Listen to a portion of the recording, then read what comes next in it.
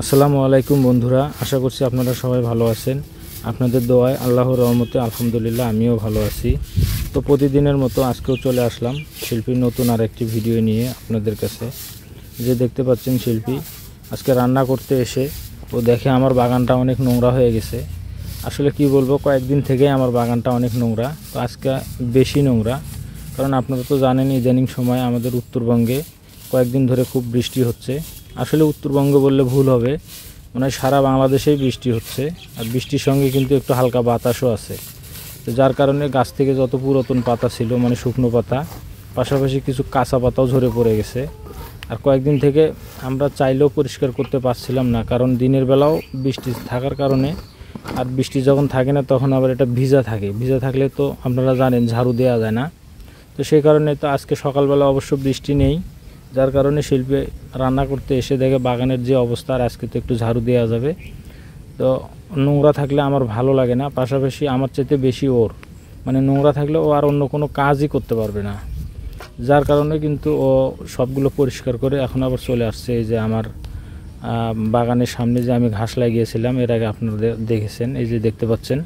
তো ঘাসের মধ্যে ঘন ঘন বৃষ্টি হওয়ার কারণে আরও অন্য অন্য অনেক চারা উঠে গেছে আর কি। তো ওগুলো থাকলে ভালো দেখা যায় না। তো বলতেছে ওগুলোও পরিষ্কার করে ফেলবো, কারণ পরিষ্কার না থাকলে ঘাসগুলোও ভালো দেখা যায় না। আর ভালো থাকলে তো আপনারাও ভিডিওতে ভালো আপনাদেরও লাগে, আর আপনারা তো প্রশংসা করেন। আসলে আমরা যে পরিষ্কার করি এর পিছনে আরও অনেকগুলো কারণ আছে। তার মধ্যে সবচেয়ে একটি কারণ হলো আপনারা যে আমাদের ভিডিওগুলো দেখে যে অনেক সময় প্রশংসা করেন, অনেক ভাই অনেক বোনেরা, যে আমাদের বাগানটা অনেক ভালো, খুব ভালো লাগে। তো সে কারণেই কিন্তু আরও বেশি আমরা চেষ্টা করি পরিষ্কার রাখার জন্য। কারণ আমার ভিতরে আছে কিন্তু যে আমি আরও অনেক কিছু করব, কিন্তু আমার হাত শর্ট এই সময়, আমার কাছে টাকা পয়সা নেই, যার কারণে করতেছি না। তো টাকা ছাড়া যেগুলো করা যায় এমনিতে আমরা নিজেরা পরিষ্কার রাখার যতদূর চেষ্টা করি। কারণ পৃথিবীতে এমন কোনো লোক খুঁজে পাওয়া যাবে না যারা প্রশংসা পেতে ভালোবাসে না। সবাই চায় আমার প্রশংসা করুক। আর আপনি যে জিনিসটা নিয়ে প্রশংসা করবেন, আপনি যদি কারো চুল নিয়ে প্রশংসা করেন, তো দেখবেন ও পরের দিন চুল আরও ভালো করার চেষ্টা করবে। এটা কিন্তু আসলে পৃথিবীতে এমন কোনো লোক খুঁজে পাবে না যে তার ভিতরে এই জিনিসটা জাগে না যে আমার প্রশংসা মানুষ করুক। আর যেটা দিয়ে প্রশংসা করবেন সেই জিনিসটা দেখবেন সবাই, আপনি আমি সবাই ওটা আরও ভালো করার চেষ্টা করি। তো সে কারণে আর কি আমরাও চেষ্টা করি, যেহেতু আপনারা প্রশংসা করেন আমার অনেক ভালো লাগে। যার কারণে আমরা সবসময় চেষ্টা করি বাগানটা আরও পরিষ্কার করার জন্য। তো সামনে আরও করব আর কি, আরও অনেক কিছু করব। যাই হোক, আপনারা আসলে দেখতে পারবেন।